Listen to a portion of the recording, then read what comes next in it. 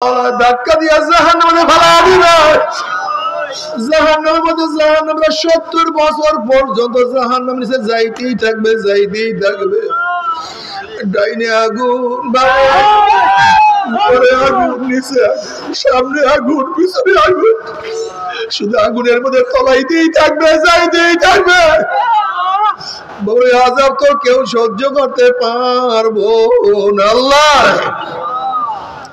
তবে মুমিন মুসলমান বলতে সবাই মনে চায় গুনাহ থেকে ফিরিয়ে নেক আমল করিয়া মাওলার জান্নাতের তরে আমি জাহান্নামী হয়ে গেছি। ওই আদম সন্তানকে আমি জাহান্নামে না নিয়ে ছাড়বো না। এই কারণে আমার মাওলা পাক রব্বুল আলামিন যুগে যুগে যুগে যুগে নবী রাসূলগণ পাঠাইছেন, তোরা দাওয়াত দে, আমার পথ দেখা। শয়তান আমার সাথে চ্যালেঞ্জ করছে, ওদেরকে জাহান্নামে নিয়ে নিবে।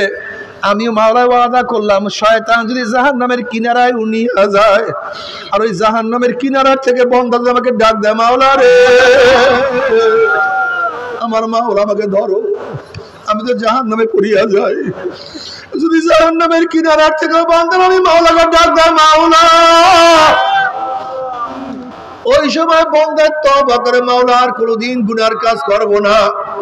বান্দা তওবা করতে দেরি, আমি মাওলা মাফ করতে কোনো দেরি করব না। আল্লাহ, ও আমার যুবক বাবারা, আমার মুরব্বী বাবারা, আজকে ইসলামকে দূর করার জন্য, বিদায় দেওয়ার জন্য, ইসলামকে ধ্বংস করার জন্য এমন কোন চক্রান্ত নাই, এমন কোন ষড়যন্ত্র নাই যা করে নাই। তোমাদের খবর নাই আমাদের মুসলিম সন্তানদেরকে নাস্তিক বানাবার জন্য, আমাদের মুসলিম সন্তানকে নাস্তিক বানাবার জন্য শিক্ষার মধ্যে, সংস্কৃতির মধ্যে এমন কোন জায়গা নাই যেখানে ষড়যন্ত্র করা হয় না। বাবারা, আমার নবী এই দিনের জন্য রক্ত শেষ করছে, এই দিনের জন্য হাজারো চেষ্টা করছে। এই দিনের জন্য শিয়াবে আবু তালেবের মধ্যে 3 বছর অবরুদ্ধ ছিলেন, গাছের পাতা গাইছে, পানি ছিল না, কেউ কথা বলে নাই, কেউ সালাম দেয় না, এক গ্লাস পানিও তাদের কাছে কেউ বুঝায় না, কোন দোকানদার তার কাছে কোনো কিছু মাল বিক্রি করে না। এমনকি সেই শিয়াবে আবু তালেবের মধ্যে মহিলারাও ছিল, মহিলাদের সাথে বাচ্চারাও ছিল। বাবারে, না খাইতে না খাইতে ইসলাম শুকিয়ে গেছে, বুকের মধ্যে কোনো খানা নাই। বাচ্চারা যখন খানা খাওয়ার জন্য চুমুক মারছে, দুধ নাই, খানা নাই।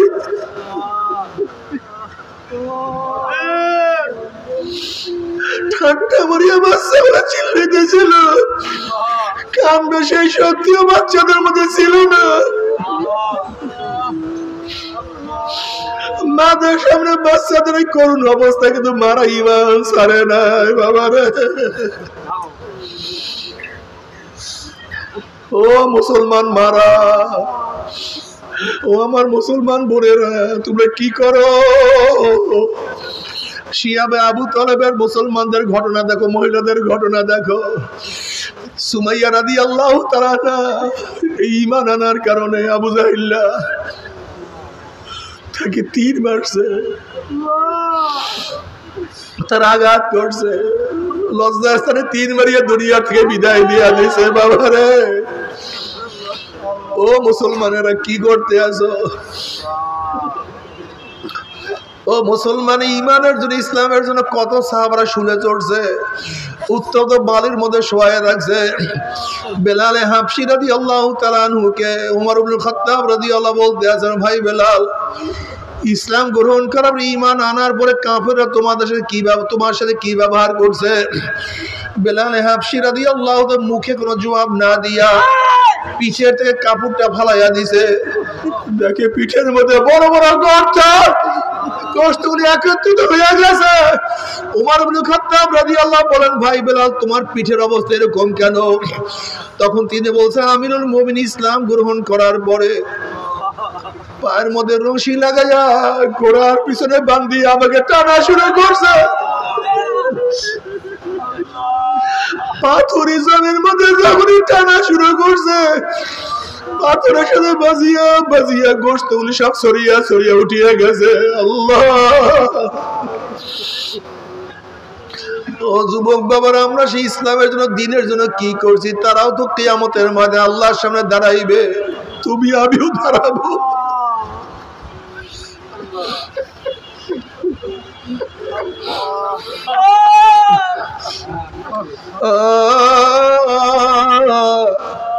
আজকে তো নামাজ পড়তে ভালো লাগে না, রোজা রাখতে বসো ভালো লাগে না।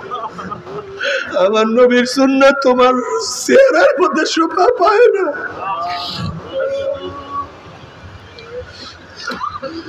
কি নিয়ে মাওলার কাছে দাঁড়াবো? আল্লাহ, তুমি আমাদেরকে মাফ করিয়া দাও না, সবাইকে ক্ষমা করিয়া দাও।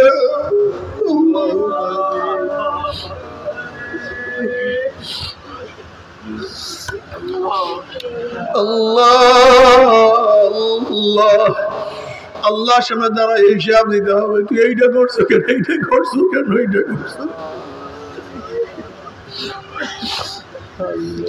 যদি বলে আল্লাহ এর জন্য পারি নাই, তোর সে অমুক এইটা, তুই গরিব এর জন্য পারো নাই, তোর সে তো বেলাল হাফি অনেক গরিব ছিল।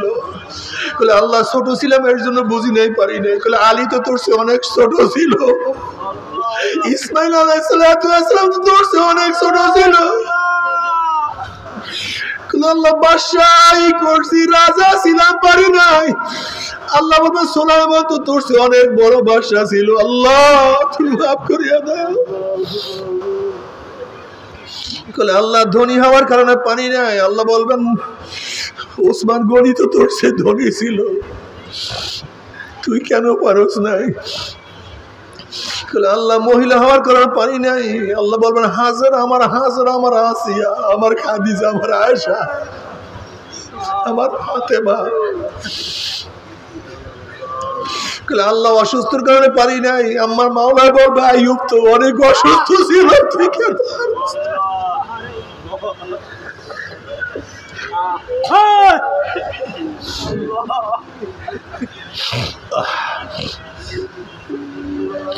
ও আমার যুবক বাবারা, ও মুরব্বী বাবারা, ও পর্দালা মা বোনরা, মাওলাকে ভুলিও না, ইসলাম ছাড়িও না। তোমরা কি চাও ইসলামটা বিদায় হয়ে যায়? তোমরা ইসলামকে ধ্বংস করতে চাও? মাওলাকে রাজি খুশি করিয়া যদি কিয়ামতের মধ্যে উঠতেই পর আমার মাওলা জান্নাতের মেহমান বানায়া দিবে। আর মাওলাকে রাজি খুশি না করিয়া যদি গুনার মধ্যে ডুবন্ত, এই মুহূর্তে কত মানুষ জুয়ার আসরে, এই মুহূর্তে কত মানুষ মদের বারে, এই মুহূর্তে কত মানুষ পোস্ট কোয়ার্টারে। আল্লাহ পাক আপনাকে আমাকে ওই সমস্ত গুনাহগারদের অন্তর্ভুক্ত না করে এই মুমিন মুত্তাকিন জাকিরিন শাকিরিনদের গুরুত্বপূর্ণ এক দামি মাজলিসে আসার বসার বলা শোনার তৌফিক আল্লাহ পাক দান করছেন। শুকরিয়া তান সবাই বলে আলহামদুলিল্লাহ। আজকে জ্যামের কারণে, ভুল রাস্তার কারণে বহু সময় নষ্ট হয়েছে। এখানে 10:30টার মধ্যে পৌঁছার কথা ছিল, 1 ঘন্টারও ওভার লেট হয়ে গেছে। যাই হোক, আমি সংক্ষিপ্ত কিছু কথা বলবো, খুব খেয়ালের সাথে কথা শোনা চাই। জনাব মুহাম্মদ রাসূলুল্লাহ সাল্লাল্লাহু আলাইহি ওয়াসাল্লামকে আল্লাহ পাক রব্বুল আলামিন কেন প্রেরণ করছেন? তাকে দুনিয়াতে পাঠাইছেন কেন? আল্লাহ পাক রব্বুল আলামিন জায়গায় জায়গায় নবী আলাইহিসসালাতু ওয়াসসালামকে প্রেরণ করার, পাঠাবার কারণ দর্শাইছেন, কারণ বলছেন। আমি যে আয়াত তেলাওয়াত করছি তার মধ্যে আল্লাহ পাক কি বললেন? হুয়াল্লাযী আরসালা রাসূলাহু বিল হুদা ওয়া দীনিল হক লিইয়ুযহিরাহু আলা দ্বীনি কুল্লি। ওই সত্তা, কোন সত্তা? হুয়াল ওয়াজিবুল ওজুদ আল মুস্তাজমিল জামি সিফাতিল কামালিয়া। সত্তা কে? আল্লাহ কে? যিনি সব সময় অস্তিত্বের মধ্যে আছেন। কিসের মধ্যে? পরিপূর্ণ গুণ নিয়ে যিনি সব সময় অস্তিত্বের মধ্যে আছেন, তিনি হলেন আল্লাহ। তিনি কে? আল্লাহ। আল্লাহ পাক রব্বুল আলামিনের অস্তিত্ব কোনো সময়, কোনো কালে, কোনো অবস্থাতেই বিলীন ছিল না। আল্লাহ পাক সব সময় অস্তিত্বের মধ্যেই ছিলেন। আল্লাহর বাহিরে যা কিছু এক সময় অস্তিত্বে ছিল না, আল্লাহ পাক রব্বুল আলামিন তা অস্তিত্বের মধ্যে নিয়ে আসছেন। এর জন্য আল্লাহ পাক খালেক, খালেকের বাহিরে যা সব মাখলুক। আল্লাহ পাক স্রষ্টা, তার বাহিরে যা কিছু সব সৃষ্টি। কথাটা বোঝাতে পারেননি? যেহেতু তিনি প্রথম, এর জন্য তাকে বলা হুয়াল আউয়াল। তিনি জহের, তিনি বাতেন, তিনি শেষ। হুয়াল আউয়ালু ওয়াল আখিরু ওয়াল যাহিরু ওয়াল বাতিন ওয়া হুয়া আলা কুল্লি শাইইন কাদির। ইনি সত্তা। যেমন আমরা একসময় ছিলাম না, এখন আছি, একসময় থাকবো না। আল্লাহ আগেও ছিলেন, এখনো আছেন, সব সময় থাকবেন। বুঝাতে পারিনি? কিসের সমন্বয় আছেন? পরিপূর্ণ গুণের সমন্বয়। কিসের সমন্বয়? তার যতগুলি গুণ আছে সমস্ত গুণ নাকেস না কামেল, পরিপূর্ণ। তার প্রত্যেকটা গুণ, আল্লাহ পাকের যতগুলি গুণ আছে সমস্ত গুণ পূর্ণ। আল্লাহর বাহিরে যার যত গুণ আছে সেই গুণগুলো অপূর্ণ। ধরে নেন আল্লাহ পাকের একটা গুণ বাসির। আল্লাহ পাক দেখেন, আমরাও তো দেখি, আমরাও দেখি, আল্লাহ পাকও দেখেন। তাই দেখার দিক থেকে দুজনই সমান। আমরাও দেখি, আল্লাহ পাকও। কিন্তু এই দুই দেখার মধ্যে পার্থক্যটা কি? এইটা হলো আসল বিষয়। খুব ভালো মতো খেয়াল দিয়ে কথাগুলি শুনবেন। আল্লাহ দেখেন, আমরাও। এই দুই দেখার মধ্যে দুইটা গুণ। দেখা একটা গুণ, শোনা একটা গুণ, কথা বলা একটা গুণ। তা আল্লাহর দেখার গুণ আছে কি নাই? মানুষেরও দেখার গুণ আছে কি নাই? পার্থক্যটা কি? আল্লাহ কাছেও দেখেন, দূরেও দেখেন, আলোতেও দেখেন, অন্ধকারেও দেখেন, আগেও দেখেন, এখনও দেখেন, ভবিষ্যতেও দেখেন, দেখবেন। আমরা এক সময় দেখতাম না, এখন দেখি, ভবিষ্যতে দেখবো না। আমরা কাছে দেখি, দূরে, আমরা আলোতে দেখি, অন্ধকারে। বুঝাতে পারছি? আমাদের দেখা গুণটা অপূর্ণ, আল্লাহ পাকের দেখা গুণটা মাশাআল্লাহ। এই তো বুঝতে। এই মাইক কোথা থেকে আনছেন? এই মাইক ফিটিং করছে কে? আপনার কি ক্যাটালগ দেখেন না কেমনে মাইক ফিটিং করতে হয়? এতটুকু খেয়াল নেই মুজাহিদ কমিটির। এত দূর দুর্বল হয়ে গেছে মুজাহিদ কমিটি। পিছনে দেয়া আছে কিভাবে মাইক ফিটিং করতে হয়, ফিটিং করতে হয়। কথা বলতে পারে না, ঘুম করে আওয়াজ দেওয়ার জেহেনের মধ্যে বারবার বাড়ি খায়। এই গোটা মাথার মধ্যে একটা মাইক নেই। কোথায় কোথায় মাইক ফিটিং করে রাখছে, আর মাথায় মাথায় মাথায় ফিটিং করে রাখছে। দেখেন তো মাঠের মধ্যে কোনো মাইক আছে কিনা? ওই কর্নারে, এই কর্নারে। এদিকে নিয়েও কোনো মাইক ফিটিং করে। কথা বললে গুন গুন শব্দ দেয়, মনে হয় যেন কোথার থেকে আওয়াজ আসতেছে, আমি নিজেও জানি না। আরে ভাই, যেই মাইকগুলি পুরা সময় বাদে এরকম মাইক ফিটিং করতে দেখাও দেওয়া আছে মাইকের। আল্লাহ আমাদের সবাইকে মাফ করে দেন। মাইক যদি ঠিক মতো ফিটিং না হয়, কথা বলতে কলিজা বের হয়ে যাবে, আপনারা বুঝবেন না। একবার কলিজা বের হয়ে যায়, বিশ্বাস করবেন কিনা জানি না, বয়ানই হয় না এই মাইকের কারণে। জেহেনের মধ্যে বাড়ি খায় বারবার। যেমন আমি কথা বলতেছিলাম, দেখেন আমার কোটা জেহেনটাই নষ্ট হয়ে গেছে। বাচ্চা সরো। কোথা থেকে বাচ্চারা আসে? একটা বাচ্চা ফট করে এখানে মোনাজাতের সময় আসছে। দুরূদ শরীফ, আল্লাহুম্মা সাল্লি আলা সাইয়্যিদিনা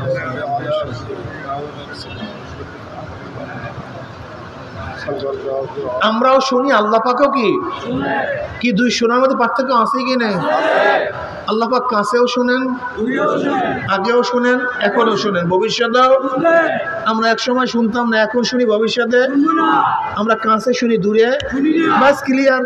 তা আল্লাহ পাকের শোনা গুণটা কি আপনারা বুঝতেছেন না? সাহেব পিছনের লোকগুলি মনে হয় সব ঘুমায় পড়ছে, ডাইরেক্ট ঘুমায় পড়ছে। বলেন তো আল্লাহ পাকের গুণটা কি আর আমাদের গুণ? মাশাআল্লাহ। আমাদের হায়াত, আল্লাহ পাকের হায়াত। আল্লাহ এখন জিন্দা কি জিন্দা না? আমরাও কি জিন্দা কি জিন্দা না? কি দুইজনের জিন্দার মধ্যে পার্থক্য আছে কি নেই? বলেন তো কি পার্থক্য? আল্লাহ পাক আগেও জিন্দা, এখনো জিন্দা। আমরা এখন আছি, ভবিষ্যতে মাশাআল্লাহ আলহামদুলিল্লাহ। বুঝছেন? আল্লাহ পাকের প্রত্যেকটা গুণ পূর্ণ, আমাদের গুণগুলি অপূর্ণ, ঠিক না ভাই? মাশাআল্লাহ।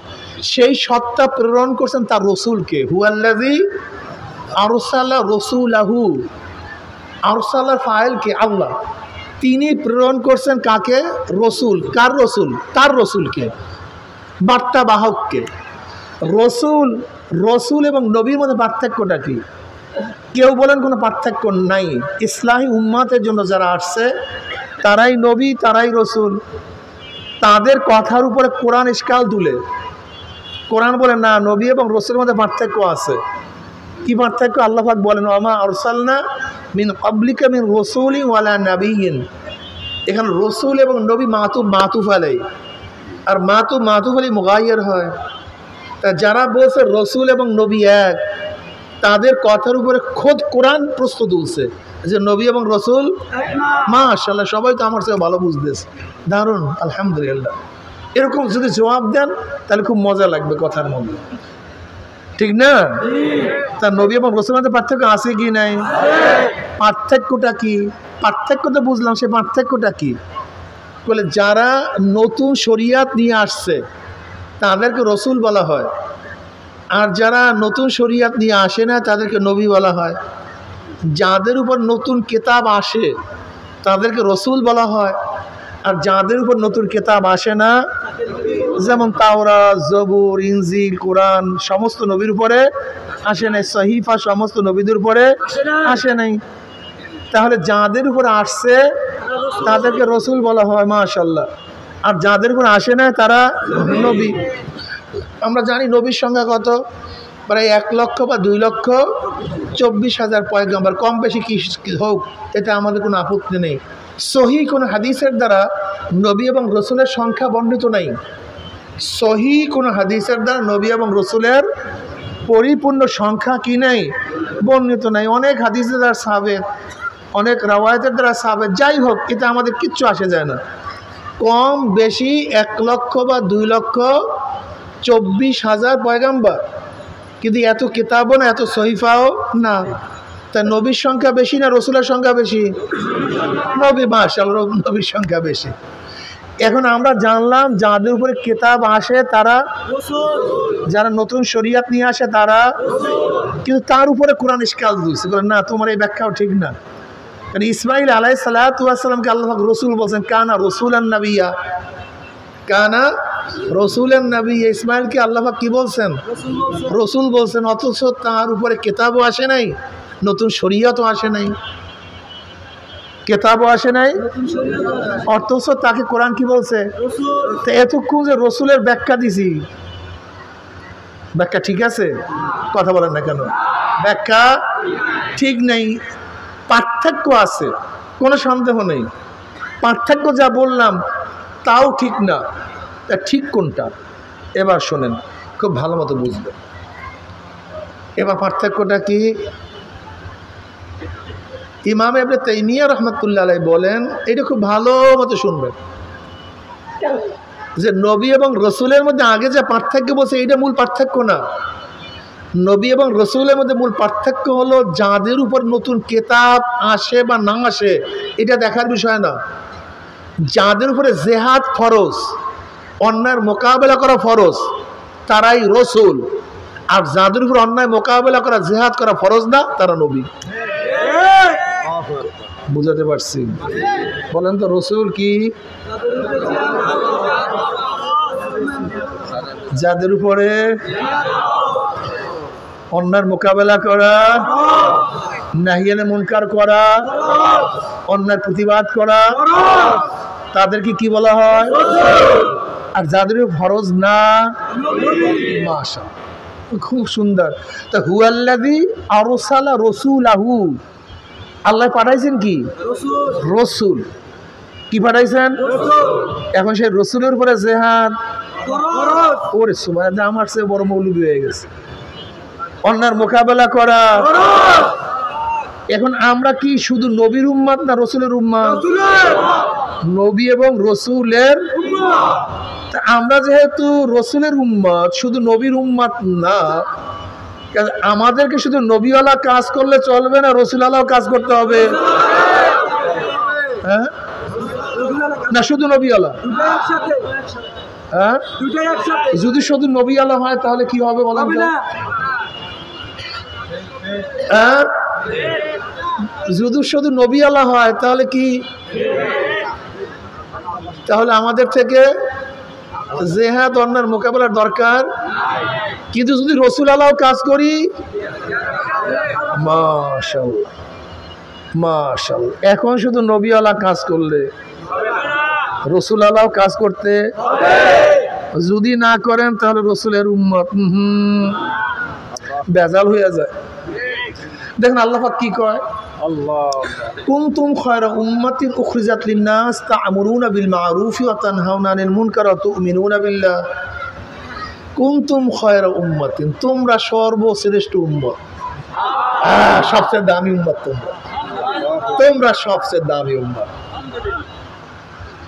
নবী মুহাম্মদ সাল্লাল্লাহু আলাইহি ওয়াসাল্লাম সবচেয়ে দামি, সর্বশ্রেষ্ঠ, সর্বোৎকৃষ্ট এই উম্মত, ঠিক না? কেন? দুইটা কারণ।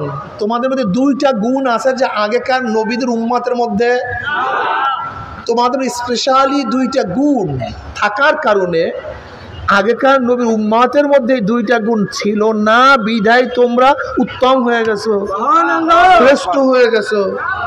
সে কারণ দুইটা কি? আমরু বিল মারুফ ওয়া নাহয়ু আনিল মুনকার। তোমরা সৎ কাজের আদেশ করো, অসৎ কাজ থেকে মানুষকে, এই কারণে তোমরা উত্তম। ওয়া তু'মিনুনা বিল্লাহ, এবং ঈমান রাখো আল্লাহর উপরে। খুব ভালো মতো বোঝার চেষ্টা করেন তো। ঈমান মুকদ্দম হয়, আমল মুআক্খার হয়। ঈমান আছে তো আমল কাবিল কবুল, গ্রহণযোগ্য। ঈমান না থাকলে কোনো কাজ নেই। তো ঈমানের কথা আগে আনা উচিত ছিল না? আমলের কথা পরে আনা উচিত ছিল না? এখানে আল্লাহ পাক আমলের কথা আগে আনছেন, ঈমানের কথা এর কারণটা কি? মুফাসসিরিন কিরাম বলেন, দেখেন ঈমানের ব্যাপারে আগেকার উম্মত পরের উম্মত, আগেকার নবী পরের উম্মত সবাই সমান। নবী আদমের যে ঈমান ছিল আমার নবীর একই ঈমান ছিল। নবী আদমের উম্মতের যে ঈমান ছিল আমার নবীর উম্মতের একই ঈমান। ঈমানের মধ্যে কোনো পার্থক্য নেই, আছে নাকি? আদম আলাইহিস সালাতু আল্লাহ কয়জন মানতেন? আমার নবী। আদম জান্নাত বিশ্বাস করতেন না? আমার নবী। আদম জাহান্নাম বিশ্বাস করতেন না? আমার নবী। আদম কিয়ামত বিশ্বাস করতেন না? আমার নবী। পুলসিরাত, মিজান, ঈমানের ব্যাপারে কথা বলেন নাকি? সবাই সমান, কোনো পার্থক্য নেই। আগের থেকে এই পর্যন্ত, নবী আদম থেকে এই পর্যন্ত যত নবী এবং নবীর যত অনুসারী উম্মত, সবার ঈমান সমান। ঈমানের মধ্যে কোনো পার্থক্য নেই, কিন্তু আমল এক না, কাজ এক না। উদাহরণ, আদম আলাইহিস সালাতু ওয়াস সালামের জামানায় বোনে এবং ভাই বিবাহ জায়েজ ছিল কি ছিল না? এখন ঈসা আলাইহিস সালাতু ওয়াস জামানায় মদ পান করা, শুকরের গোশত খাওয়া জায়েজ ছিল কি ছিল না? এখন তার মানে ঈমান আমল আমল ভিন্ন, আমল এক না। এখানে আমরা উত্তম উম্মত হওয়ার কারণটা কি? ঈমানের কারণে নয়, এটা তো সবাই সমান। কাজে এখন ঈমানের বয়ান করা মাওলার উদ্দেশ্য না, আমাদের শ্রেষ্ঠত্বটা বয়ান করা মাকসাদ হলো আমরা কেন শ্রেষ্ঠ। এজন্য মাকসাদকে উদ্দেশ্যকে আগে নিয়ে আসছে, এজন্য আমলের কথা আগে বলছে। কুনতুম খায়রা উম্মাতিন উখরিজাত লিন-নাস, বের করা হয়েছে তোমাদেরকে মানুষের জন্য। এই খুব ভালো মতো বুঝবেন, নবী মুহাম্মদ সাল্লাল্লাহু আলাইহি ওয়াসাল্লামের উম্মত শুধু মুমিনদের জন্য নয়, শুধু মুসলমানদের জন্য নয়, শুধু মুত্তাকিনদের জন্য নয়, শুধু পরহেজগারদের জন্য নয়। নবী মুহাম্মদ সাল্লাল্লাহু আলাইহি ওয়াসাল্লাম উম্মতদেরকে আল্লাহ পাক বের করছে সমস্ত মানুষের কল্যাণের জন্য। কার কল্যাণের জন্য? উখরিজাত লিন-নাস, কাদের জন্য বের করা হয়েছে? সমস্ত মানুষের জন্য। চাই সে খ্রিস্টান হোক, ইহুদি হোক, নাসারা হোক, বৌদ্ধ হোক, হিন্দু হোক, নাস্তিক হোক, গোটা মানুষের কল্যাণের জন্য নবী মুহাম্মদ সাল্লাল্লাহু আলাইহি ওয়াসাল্লাম উম্মতকে আল্লাহ পাক দুনিয়াতে প্রেরণ করেছেন। কথা বুঝাতে পারছি? এদের কাজটা কি? এরা সৎ কাজের আদেশ করে, এই কারণে উত্তম, এই কারণে শ্রেষ্ঠ। নামাজের কারণে, রোজার কারণে। যদি নামাজ এবং রোজার কারণে শ্রেষ্ঠ হইতো তা আগেকার উম্মাত নামাজ পড়তো না, তোমার সেই 1000 গুণ বেশি পড়তো। তুমি আর কত বড়? আগেকার জমার উম্মাতটা 24 ঘন্টার মধ্যে সব সময় ইবাদতের মধ্যে লিপ্ত থাকতো, সব সময় সারা রাত্র ইবাদত করতো, সারাদিন রোজা রাখতো, সারা বছর রোজা রাখতো। স্ত্রী ছিল না, ব্যবসা ছিল না, বাণিজ্য ছিল না, টাকা ছিল না, পয়সা ছিল না, জঙ্গলে জঙ্গলে থাকতো, একটা কাপড় পরিধান করত। আগেকার জমানার উম্মাদের ত্যাগের কথা চিন্তাও করতে পারবে না। তুমি কি দেখো না সালমান ফারসি রাদিয়াল্লাহু তাআলা আনহুর শায়েখ, তিনি যাদের মাধ্যমে ইসলাম পেয়েছিলেন সেই ঘটনা এখন বলা আমি বলবো না, এখন সময়ও নেই। সেই পাদ্রীদের ইবাদতের বর্ণনা সালমান ফারসি রাদিয়াল্লাহু তাআলা আনহু যা দিয়েছেন, যা চিন্তা করতে পারবে না। ইবাদত করতে করতে এরকম গোশত এবং হাড্ডি একসাথে হয়ে গেছে। সারা রাত্র ইবাদত করতো, সারাদিন রোজা রাখতো, ইবাদতের মধ্যেই মগ্ন থাকতো। এত ইবাদত তারা করতেন। তাহলে তারা তো রোজা রাখতেন। কুতিবা আলাইকুমুস সিয়ামু কামা কুতিবা আলাল্লাযীনা মিন ক্বাবলিকুম, এটা আগেকার জমানার মানুষের রোজা ছিল। সেজদা তো তারাও করতো, জিকির তো তারাও করতো। এই দিক থেকে তারা আমরা সমান, ইবাদতের দিক থেকে, অন্য মহজ ইবাদতের দিক থেকে।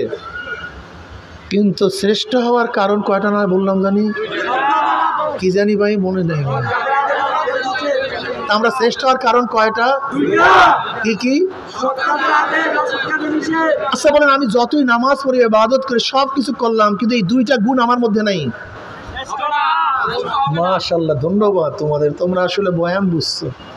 আমি সাকসেস, তোমাদের মাথার মধ্যে ঢুকাতে পারছি কথাটা। যে শ্রেষ্ঠ হওয়ার কারণ দুইটা, আমরু বিল মারুফ ওয়া নাহি আনিল মুনকার। আমি পীর হতে পারি, আমি মুহাদ্দিস হতে পারি, আমি মুফতি হতে পারি, অনেক জানতে পারি, অনেক ইলম আমার থাকতে পারে, জ্ঞান অনেক থাকতে পারে, আমি অনেক আবেদ হতে পারি, সব ঠিক আছে, প্রত্যেকের জায়গায় শ্রেষ্ঠ। কিন্তু কোরআন এই আয়াতের মধ্যে যেই কারণে শ্রেষ্ঠ বলছে, সেই শ্রেষ্ঠত্বের গুণ তোমার মধ্যে না থাকলে আমরা তাকে সর্বশ্রেষ্ঠ বলতে পারি না। এখন বুঝেন তো, আমাদের সবাই তো দাবি করি বহুত বড় বুজুর্গ, কিন্তু এত কিছু হয় কানের মধ্যে।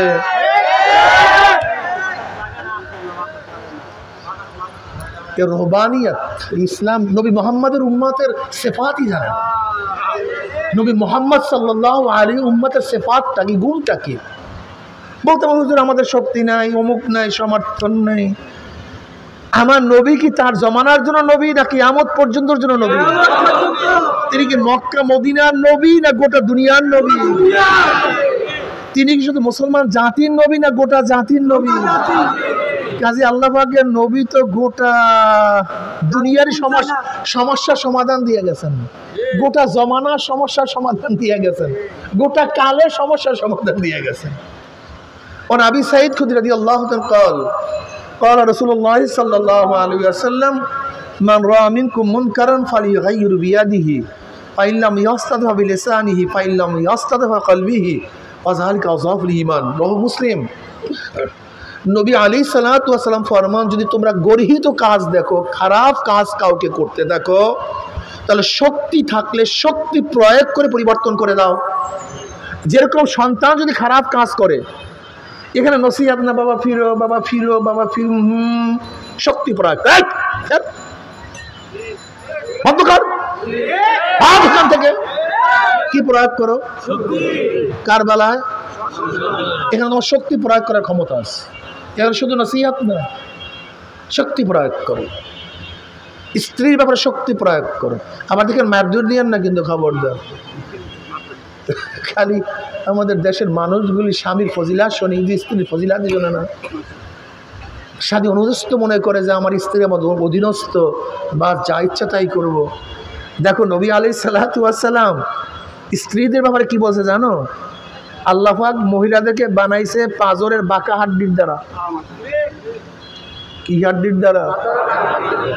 হ্যাঁ, বাঁকা হাড্ডি একটু বাঁকা থাকবেই। আমার নবী এত সুন্দর, কত যে ভালো, কত জ্ঞানী, চিন্তাও করা যায় না। কত সুন্দর উদাহরণ দিয়েছেন।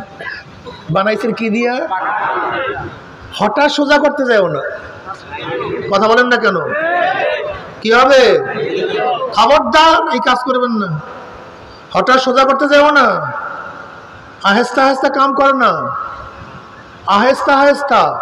কিন্তু যতই চেষ্টা করো কিছুটা মানিয়ে নেবা, এটা মানবা, সমস্যা কি? তুমি বিজয় হইতে চাও, তুমি যদি তাকে মহব্বত করো, সেটা বিজয় হোক। তুমি ভাবো কি আমি স্বামী, কাজে আমি আমার কথা বিজয় হবে। কিন্তু মহব্বতের তাকাজা কি? মাহবুবকে বিজয় অর্জন করে, নিজে ঠগে। কি কথা বুঝে? তুমি তাকে ভালোবাসো। যেরকম আমার বাচ্চা যদি আমাকে থাপ্পড় দেয়, আমি কি তাকে থাপ্পড় দেই? কেন দাও না? কথা বলে না কেন? আমার বাচ্চা বিজয় হোক, আমার বিজয় হওয়ার দরকার নেই। ও আমাকে থাপ্পড় দিয়ে যদি বিজয় হয়, এতে আমার কোনো আপত্তি নাই। এটা মহব্বতের তাকাজা। যদি ধরে নাও তোমার স্ত্রী তোমার উপরে কোনো জায়গায় তর্কে একটু ভাবসাব নেয়, নিতে দাও, সমস্যা কি? বেচারে যদি এতে সুখী থাকে, সমস্যা কি? আস্তে আস্তে বুঝাও, আস্তে আস্তে কন্ট্রোল করো, আস্তে আস্তে আস্তে আস্তে আস্তে আস্তে। হট করো না। একটু বক্রতা থাকতে পারে, মানিয়া নাও, উভয়ের মধ্যে থাকো। তুমি শুধু মহাব্বত চাও, সে কি মহাব্বত চায় না? তুমি শুধু আদর চাও, সে কি আদর চায় না? তুমি শুধু চাও সে খেদমত করুক, সে কি চায় না তুমিও তার খেদমত করো? হ্যাঁ, তুমি শুধু সালাম চাও, সে কি চায় না আমাকেও সে সালাম দেয়? আমাদের মধ্যে কি যে গলত, দেখবেন স্ত্রীকে কেউ সালাম দেয় না। আস্তাগফিরুল্লাহ। অথচ নবী আলাইহিস সালাতু ওয়াস সালাম ব্যাপারে তার স্ত্রীরা কি বলেন? তাকে আগে সালাম দিতে পারতাম না। নবী আগে সালাম দিতেন, আর তুমি সালাম দিতে লজ্জা পাও, কি জাহেল। বাচ্চাদেরকে সালাম দেয় না। তোমার বাচ্চা সালাম শিখবে কিভাবে? তুমি বাচ্চাকে সালাম দাও না কেন? তুমি বাচ্চাকে সালাম না দিতে তোমার বাচ্চা শিখবে কিভাবে? সালাম দেয় না, বাচ্চাদেরকে সালাম দেয় না, ঘরে ঢুকে সালাম দেয় না, স্ত্রীকে সালাম দেয় না। মাঝে মাঝে স্ত্রী অসুস্থ, মশারি টানায় না। মাঝে মাঝে স্ত্রী অসুস্থ, বিছানা সুন্দর মতো ফিটিং করে না। এসে কিসের ইসলাম? তুমি ইসলাম শেখো নাই, তুমি ইসলাম বুঝো নাই, তুমি ইসলাম জানো নাই। ইসলাম শেখো, ইসলাম অনেক ভালো জিনিস। কি বলছিলাম জানি? মহিলারা একটু কাজী বেশি এককাল হট করে সোজা করতে যাই না। এই বয়ানটা করছিলাম কোন জায়গা দিয়ে? শক্তি। এই শক্তি প্রয়োগের ব্যাপারে হুঁশ থাকিও। তোমার শক্তি নেই, জবান দিয়ে এমনভাবে বলো যেন পরিবর্তন হয়ে যায়। কি নাই? জবান দিয়ে এমনভাবে বলো যেন পরিবর্তন হয় না। এই যে ফতুয়া দেয়া যাবে না, বন্ধ করে ফেলবে, যখন মুখ খোলা হয়েছে, এই আইন বাস্তবায়ন করতে পারছে? ডারউইনের থিওরি মুখ খোলার পরে রাখতে পারছে? তসলিমা শয়তান মুখ খোলার পরে বাংলাদেশ থাকতে পারছে? মুখ খোলা হয় না। থেমিস মূর্তি কি হাইকোর্টের সামনে আগেকার বিচারপতি বসাইতে চাইছে, সিনহা বসাতে পারছে? কি খোলার পরে? তার মানে মুখ খুললে, কথা বলে না কেন? মুখ খুললে, তা মুখ খুলো না কেন আমাকে বলো? আমি তো বড় বড় মোটা দাগে প্রমাণ দিলাম মুখ খুললে কাজ হয়। শুধু কাজ হয় না তাই নয়, আমি বিশ্বাস করি বাংলাদেশে যতজন মানুষ আল্লাহকে সেজদা করে ওই কয়জন মানুষ যদি মুখ খুলতো তাহলে বাংলাদেশে ইসলাম বিরোধী একটা কাজও থাকতো না, একটাও না। কাফের বাদ, মুশরিক বাদ, মুনাফিক সব বাদ, যারা খালি আল্লাহকে সেজদা করে, যারা আল্লাহকে সেজদা করে এই কয়জন মুমিন যদি জবান খুলতো অন্যায়ের মোকাবেলায়, একটা অন্যায় থাকতে পারতো না। তুমি ভাবছো তুমি দরবেশ, তুমি ভাবছো তুমি দরবেশ, তুমি দিনের ঠিকাদার, তুমি দিনের গাঠি, সবকিছু তুমি, এটা ভাবছো তুমি? মুখ খোলো, জবান খোলো। আজকে এলাকার মানুষ যদি গাজার বিরুদ্ধে জবান খুলতো এলাকায় গাজা থাকতো না। এই এলাকার মানুষ যদি মদের বিরুদ্ধে জবান খুলতো মদ থাকতো না। ইয়াবার ব্যাপারে, নেশার ব্যাপারে যদি জবান খুলতো এলাকার মানুষ একটা নেশাও থাকতো না। কিন্তু কেন জবানটাকে চুপচাপ, জবান খুলো, জবান খুলো, খুলতে থাকো। যদি যদি জবান খোলার মতো শক্তি না থাকে তাহলে মনে মনে কি করো? পরিকল্পনা না করো, ঘৃণা করো। পরিকল্পনা করে, ঘৃণা না। যেমন ঈদের মাঠের সামনে মরক পড়া, মুদ্দার, যত মানুষ এখান থেকে যাবে সবাই ঘৃণা করবে, থুক ফেলবে, কিন্তু ময়লা সেখান থেকে যাবে না। 1 কোটি মানুষের ঘৃণাও, 5 কোটি মানুষের ঘৃণাও মরক সেখান থেকে যাবে না। কিন্তু এক ব্যক্তি ইমাম সাহেব পরিকল্পনা করিয়া যদি ঝাঁটা, ঝাড়ু, বালতি পানি দিয়া ধুইয়া ফেলায়, ময়লা থাকতে কয়জনের পরিকল্পনায়? আর 1 কোটি মানুষের ঘৃণায়, একজনের পরিকল্পনায়।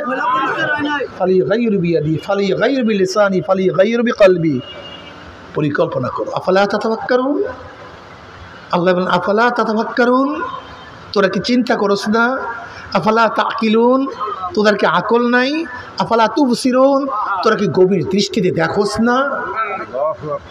চিন্তা করেন, ফিকির করেন। মুসলমান তো আসছেই ফিকিরের জন্য। মুসলমান খালি পেট আর পিঠের জন্য দুনিয়াতেই আসে নাই মিয়া, এটা আমাদের কাজই না। এটা লাগে, পেট পিঠ দুনিয়ার জন্য, এটা মাকসাদ না, এটা উদ্দেশ্য না। এই পেট পিঠ হায়াতের জন্য মুসলমান দুনিয়াতে আসে নাই। এই পেট পিঠ বাঁচার জন্য দুনিয়াতে মুসলমান আসে নাই। গরুর মতো খাওয়ার জন্য মুসলমান দুনিয়াতে আসে নাই। গরুও খায় কি খায় না? দেখে কি দেখে না? পায়খানা প্রস্রাব করে কি করে না? ওদের বাচ্চা কাছে আসি কি নাই? এর জন্য দুনিয়াতে মুসলমান আসে নাই। এরা গরু আসতে পারে, এটা শুয়ার আসতে পারে, জানোয়ার আসতে পারে। মোমেনরা আসছে আমার মাওলাকে চেনার জন্য। আমাকে কে বানাইল? কেন বানাইল? আমার কি করা উচিত ছিল? আমি কি করতেছি? আমার মৌয়াতে কি হবে? আমার কবরে কি হবে? আজকে আল্লাহর দিন দুনিয়ার থেকে বিদায় হয়ে যাইতেছে, আমি কি করতে আছি? আমাদের পূর্বপুরুষের সাহাবারা কি করছে, আমরা কি করি? এ আমার যুবক বাবারা, আমার মুরব্বী বাবারা, শুধু পেট পিট এই বিল্ডিং বানাবার জন্য মুসলমান দুনিয়ার মধ্যে আসে নাই।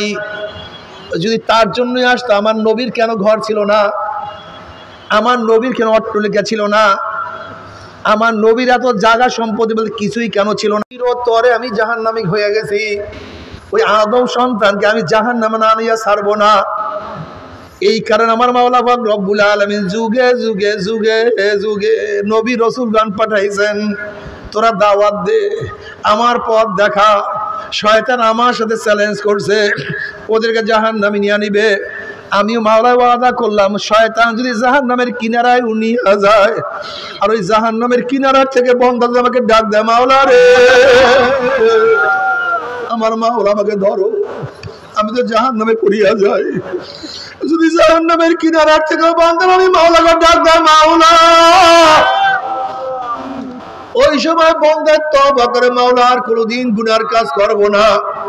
বান্দা তওবা করতে দেরি, আমি মাওলা মাফ করতে কোনো দেরি করব না। আল্লাহ, ও আমার যুবক বাবারা, আমার মুরব্বী বাবারা, আজকে ইসলামকে দূর করার জন্য, বিদায় দেওয়ার জন্য, ইসলামকে ধ্বংস করার জন্য হিনু এমন কোনো চক্রান্ত নাই,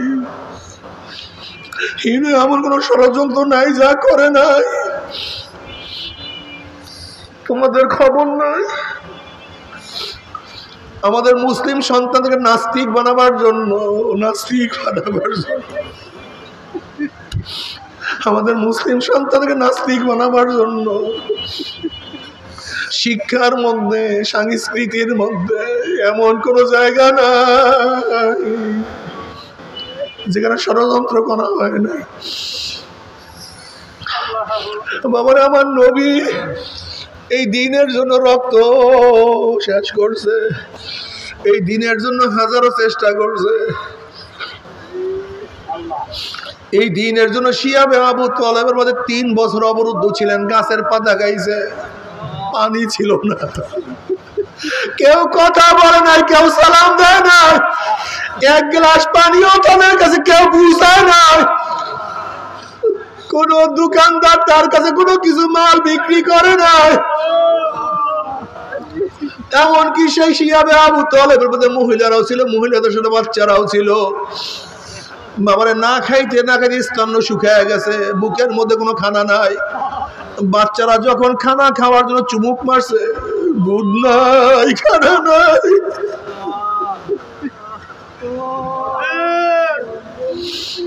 ঠান্ডা মরিয়া বাচ্চাগুলো চিল্লাইতেছিল, কামড়ে সেই শক্তিও বাচ্চাদের মধ্যে ছিল না। মাদের সামনে বাচ্চাদের এই করুণ অবস্থা, কিন্তু মারা ইমান ছাড়ে নাই। বাবারে, ও মুসলমান মারা, ও আমার মুসলমান বোনেরা, তোমরা কি করো? শিয়াবে আবু তালেবের মুসলমানদের ঘটনা দেখো, মহিলাদের ঘটনা দেখো। সুমাইয়া রাদিয়াল্লাহু তাআলা ঈমান আনার কারণে আবু জাহিল্লা তাকে তীর মারছে, তার আঘাত করছে, লজ্জার স্থানে তীর মারিয়া দুনিয়া থেকে বিদায় দিয়ে দিয়েছে। বাবারে, ও মুসলমানেরা কি করতে আছো? ও মুসলমান, ইমানের জন্য, ইসলামের জন্য কত সাহাবারা শুলে চড়ছে, উত্তপ্ত বালির মধ্যে শোয়ায় রাখছে। বেলাল হাবশী রাদিয়াল্লাহু তাআলা আনহুকে ওমর ইবনে খাত্তাব রাদিয়াল্লাহু বলতে আছেন, ভাই বেলাল, ইসলাম গ্রহণ করার, ঈমান আনার পরে কাফেররা তোমার সাথে কি ব্যবহার করছে? বেলাল হাবশী রাদিয়াল্লাহু তাআলা মুখে কোনো জবাব না দিয়া পিছের থেকে কাপড়টা ফালাইয়া দিছে। দেখে পিঠের মধ্যে বড় বড় গর্ত, কষ্টগুলি একত্রিত হয়ে গেছে। ওমর ইবনে খাত্তাব রাদিয়াল্লাহু বলেন, ভাই বেলাল, তোমার পিঠের অবস্থা এরকম কেন? তখন তিনি বলছেন, আমিরুল মুমিনিন ইসলাম গ্রহণ করার পরে পায়ের মধ্যে রশি লাগাইয়া ঘোড়ার পিছনে বান্ধি আমাকে টানা শুরু করছে। পাথরি জমির মধ্যে যখনই টানা শুরু করছে, পাথরের সাথে বাজিয়া বাজিয়া গোশতগুলি সব ছড়িয়া ছড়িয়া উঠিয়া গেছে। আল্লাহ, ও যুবক বাবারা, আমরা সেই ইসলামের জন্য, দিনের জন্য কি করছি? তারাও তো কিয়ামতের মাঠে আল্লাহর সামনে দাঁড়াইবে, তুমি আমিও দাঁড়াবো।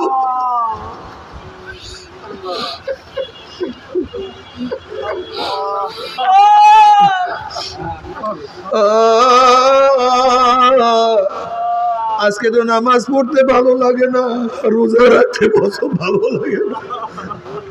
আমার নবীর সুন্নাত তোমার চেহারার মধ্যে শোভা পায় না।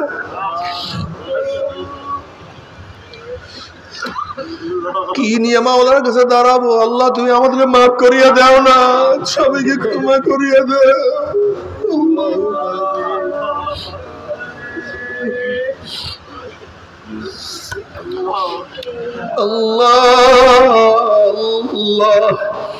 আল্লাহর সামনে দাঁড়ায় হিসাব দিতে হবে, তুই এইটা করছো কেন, এইটা করছো কেন, এইটা করছো। যদি বলে আল্লাহ এর জন্য পারি নাই, তোর সে অমুক এইটা, তুই গরিব এর জন্য পারো নাই, তোর সে তো বেলাল হাবশী অনেক গরিব ছিল। আল্লাহ ছোট ছিলাম এর জন্য বুঝি নাই, পারি নাই। আলী তো তোর সে অনেক ছোট ছিল, ইসমাইল আলাইহিস সালাম তো তোর সে অনেক ছোট ছিল। আল্লাহ বাদশাহী করছি, রাজা ছিলাম, পারি নাই। আল্লাহ বলবেন, সুলাইমান তো তোর সে অনেক বড় বাদশাহ ছিল, আল্লাহ তুমি মাফ করিয়া দাও। আল্লাহ ধনী হওয়ার কারণে পানি নাই। আল্লাহ বলবেন ওসমান গনি তো তোর সে ধনী ছিল, তুই কেন পারস নাই? আল্লাহ মহিলা হওয়ার কারণে পানি নাই। আল্লাহ বলবেন হাজার আমার আসিয়া, আমার খাদিজা, আমার আয়েশা, আমার ফাতেমা। আল্লাহ অসুস্থর কারণে পারি নাই। আমার মাওলা বলবে আইয়ুব তো অনেক অসুস্থ ছিল, তুই কেন?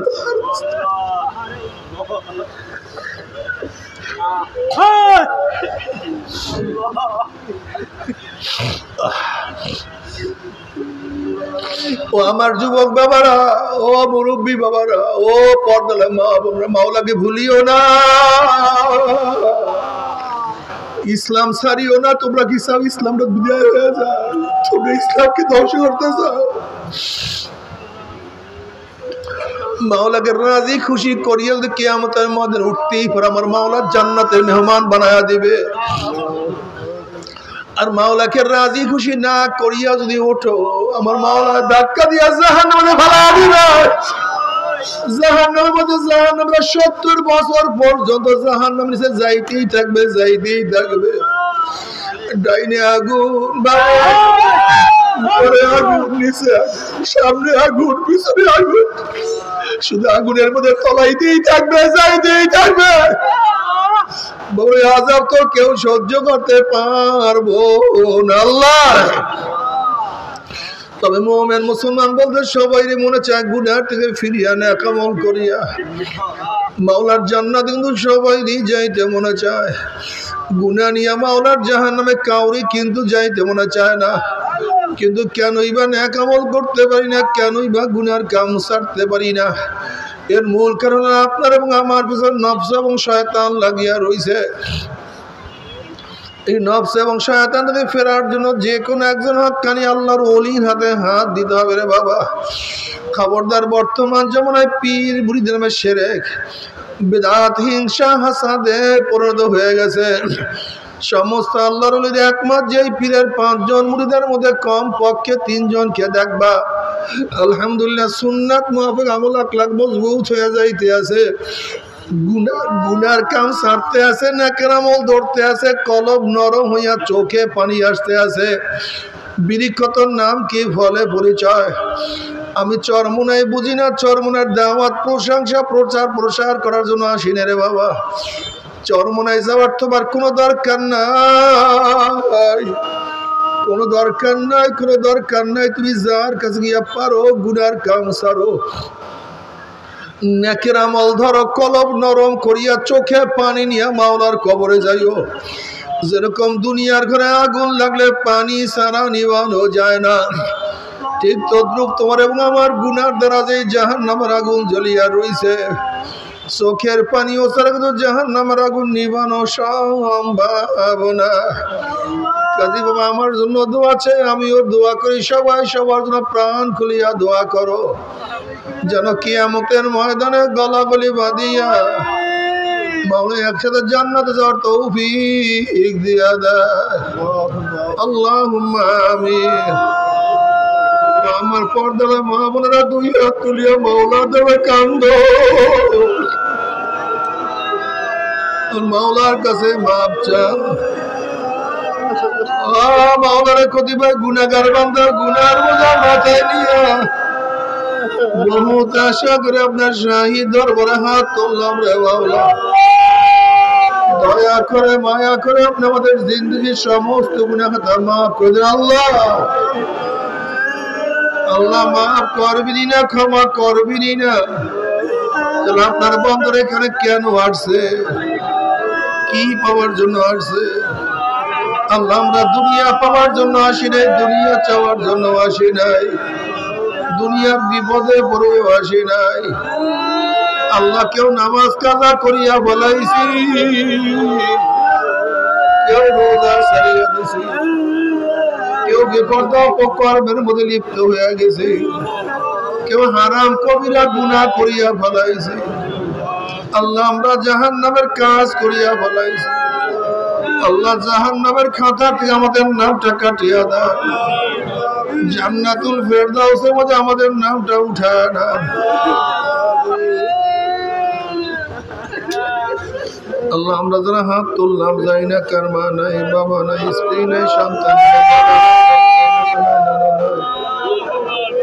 আল্লাহ যত মুমিন মুজাহিদরা কবরে শুয়ে সবার কবরে আযাবকে মাফ করে দাও কাফির আমাদের শাইখ মুর্শিদের কবরকে জান্নাতের বাগিচা বানায় দাও মা দাদা সহ তাম দুনিয়ার মা শাইখদের মাকামকে জান্নাত বুলন্দ করে দাও আমাদের আহলা কবর খাস গোলাম বাদশা কবুল করে না রব্বির হামহুমা কামা রব্বায়ানি সগীরা وصلى الله تعالى على خير خلقه محمد وآله وأصحابه وأزواجه وأتباعه أجمعين وارحمنا معهم